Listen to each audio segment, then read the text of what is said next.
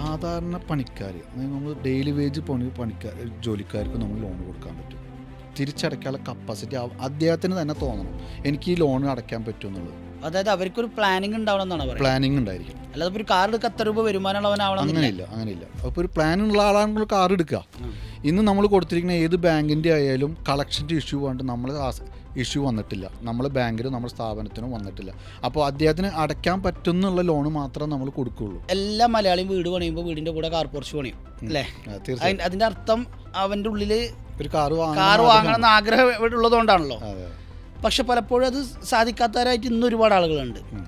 ശരിക്കും അങ്ങനത്തെ ആളുകളോട് ലജീഷൻ എന്താ പറയാനുള്ളത്? ഇങ്ങനത്തെ ആളുകൾക്ക് നമ്മൾ ലോൺ കൊടുക്കാം. അതെങ്ങനെയാണെന്ന് വെച്ച് കഴിഞ്ഞാൽ, സാധാരണ ജോലിക്കാർക്ക് സാധാരണ ഡോക്യുമെൻ്റ് വെച്ച് നമ്മൾ ആശ്രയിക്കുകയാണെങ്കിൽ അവർക്ക് നോർമലായിട്ടുള്ളൊരു വെഹിക്കിൾ അവർക്ക് ലോൺ സർവീസ് കൊടുക്കാൻ പറ്റും. ഞാനും സാധാരണ ചെറിയ കുടുംബത്തിൽ നിന്ന് വന്ന ആളാണ്.